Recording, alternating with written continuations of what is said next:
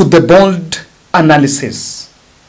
On 25th of February, 55 African presidents will converge in Addis Ababa, Ethiopia, to vote on electing the new African Union chairperson. Kenya's candidate Raila Odinga is going to face off with Djibouti's opponent Mohamed Yusuf and Richard Randriamanto of Randriamandrato of Madagascar. Now, in this country today, of course, the country is so curious about the outcome of this vote because it will have a significant ramifications on the state of our politics.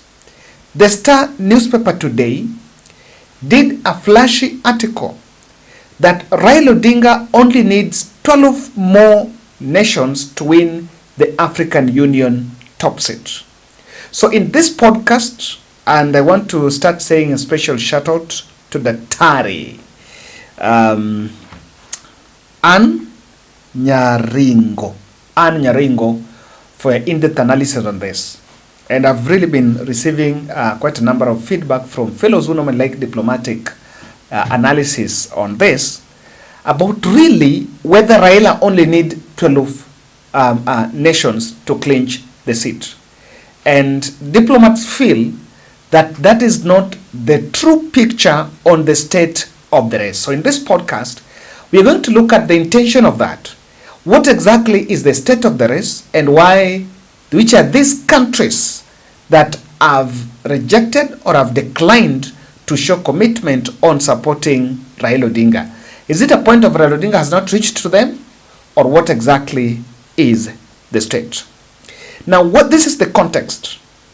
This article about only 12 nations came at a time, days after Musalia Mudavadi convened a meeting with Raila Odinga's secretariat to review the state of the race. I was a bit brutal on this team because the day they were sitting in Nairobi, 23 African presidents were converging in a neighboring country, Uganda, and Raila Odinga's main opponent, Mohamed Yusuf, was actually in Uganda. The same other issue, the other context to this article is, while Raila Odinga was speaking in Nyanza, he was in Nyanza and he prepared his support base that the AUC bid is not a do or die, and is not something that is going to crush his political career. So Raila Odinga himself did not buy into the hawking that the state team are doing. I've even seen a statement from a lobby group in Nairobi, of course, vouching for Raila Odinga to win that seat. But I want us to move fast and look at the state of the race, because that will be very interesting. And let's stick around to see what exactly this is about. The winner of the African Union chairperson seat requires 2/3 of the votes.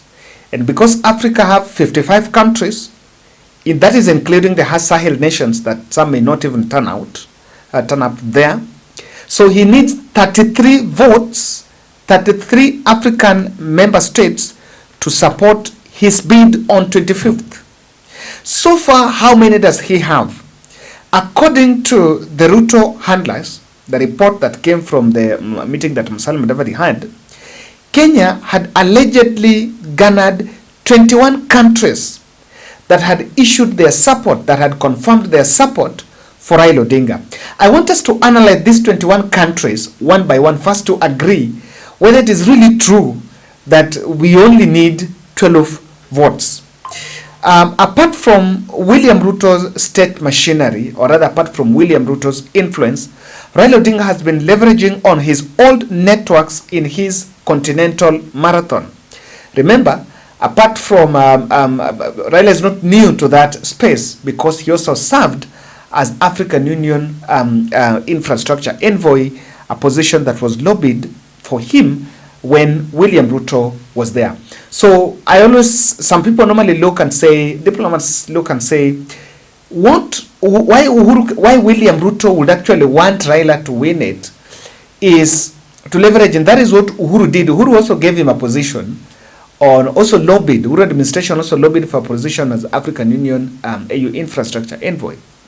But then, Ruto then would want, if he gets AU, the Ruto would have given him a more lucrative deal than what William Ruto did.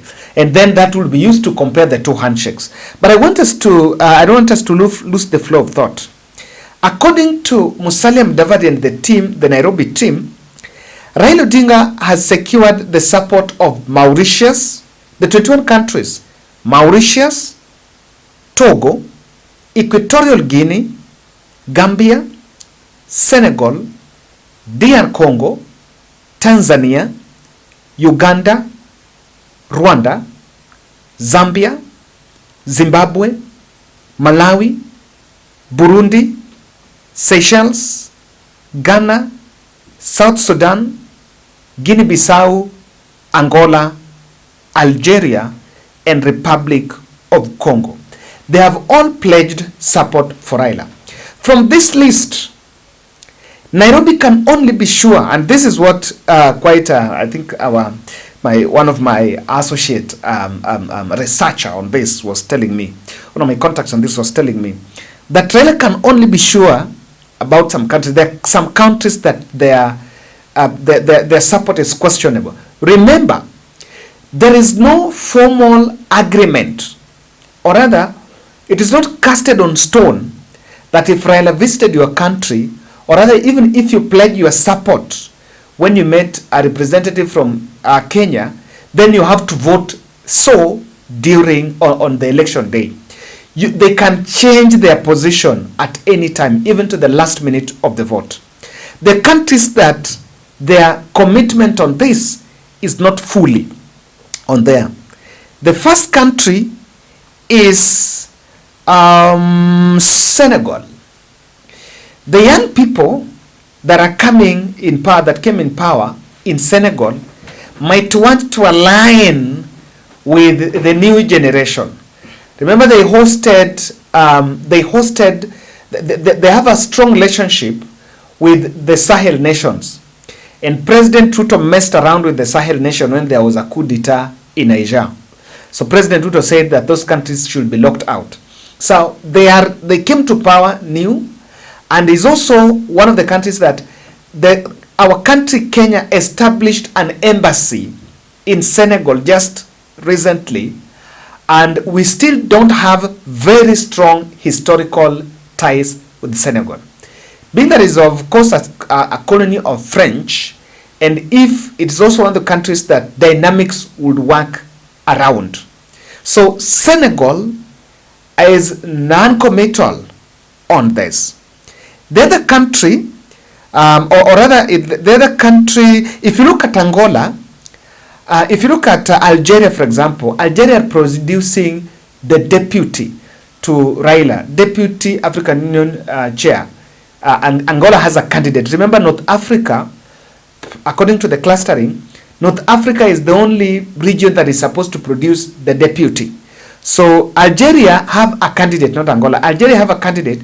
And during Raila Odinga's launch in Addis Ababa that happened last year in October, Algeria, the deputy, the Algerian candidate was actually in Addis Ababa. So she attended that.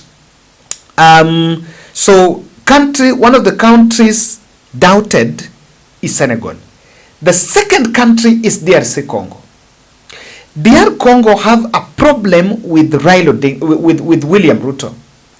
The statements that William Ruto made, and really William Ruto have a close tie with Kagame.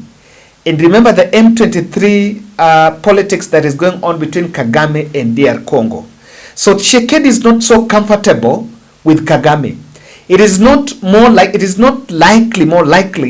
that he is going to have a very good relationship that is going to conform with the position that Kagame has. Nairobi and Kenya have a problem.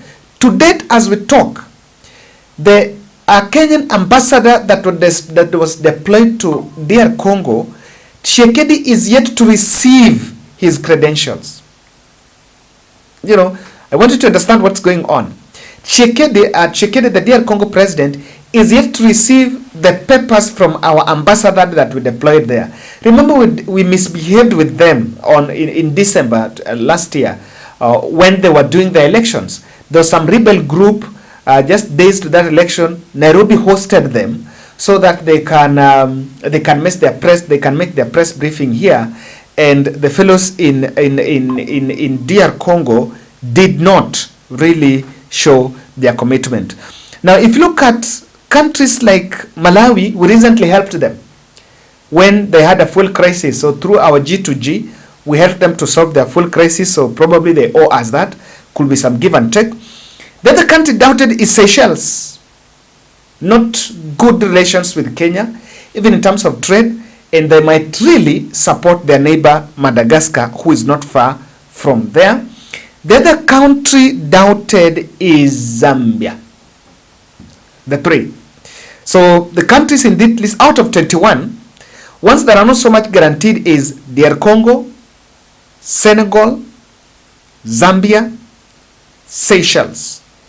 And someone also told me about Gambia. You also need to think about Gambia. Not so much guaranteed, even as, because these are the countries these are areas that the president just made a contact one-on-one, but not so much guaranteed. So out of 21 that we're saying, we're only sure about 14.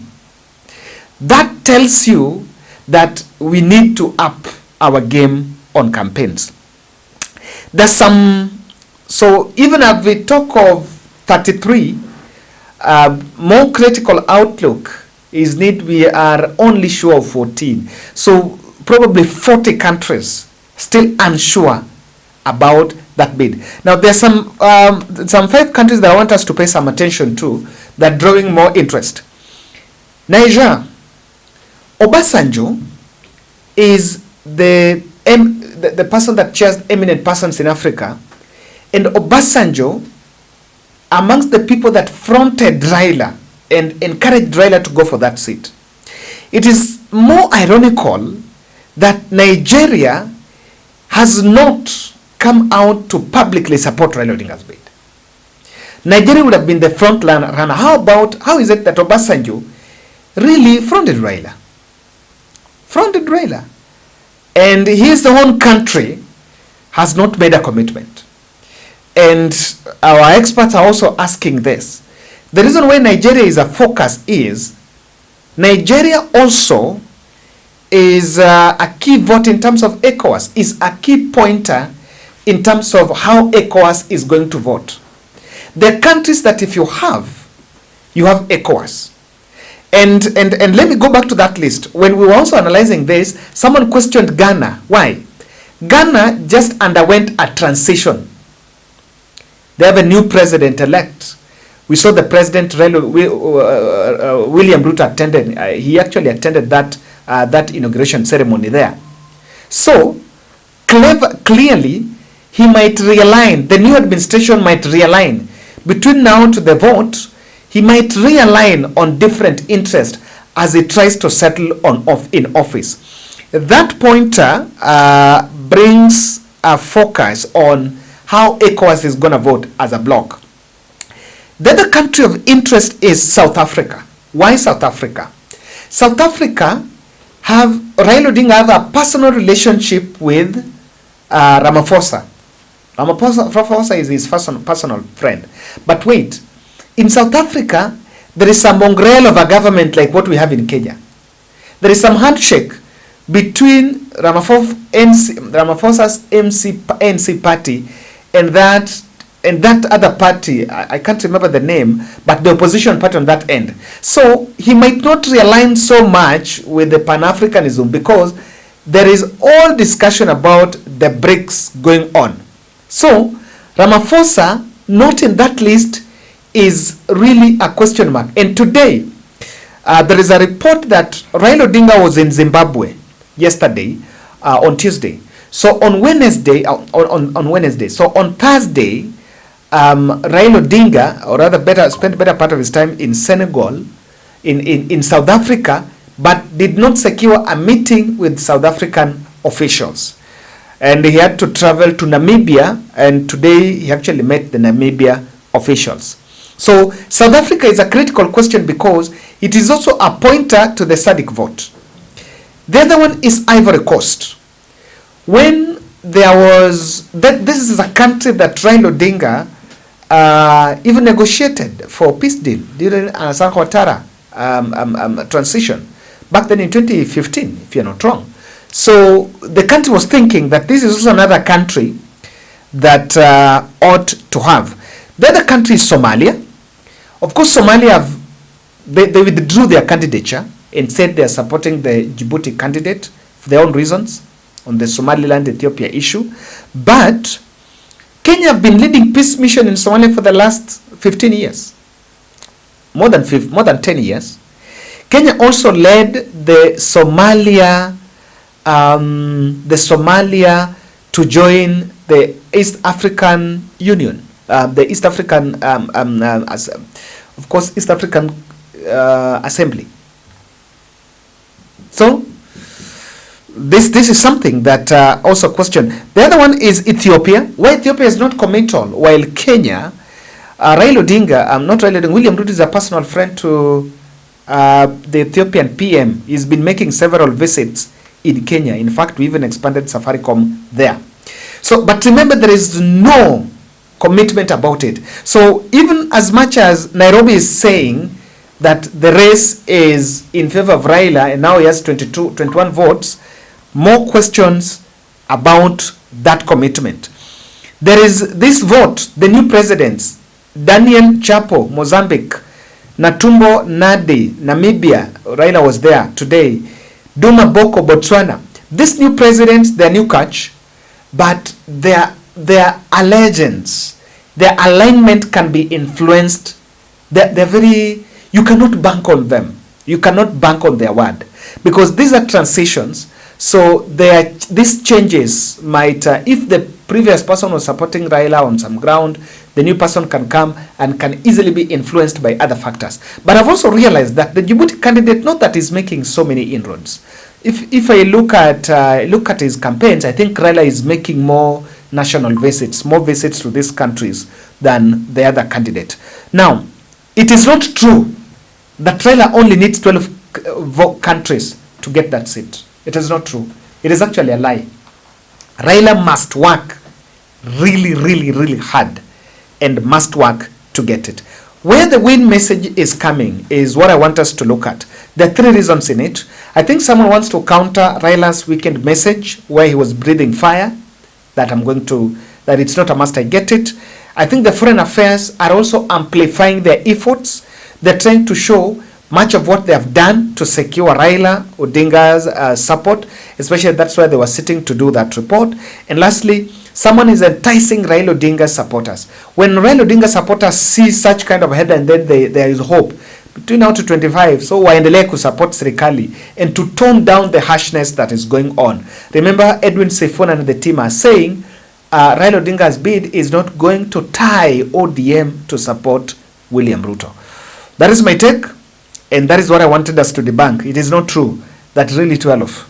The question and the intrigues are more deeper because there are several other factors that can influence the voting pattern by next year. Thank you.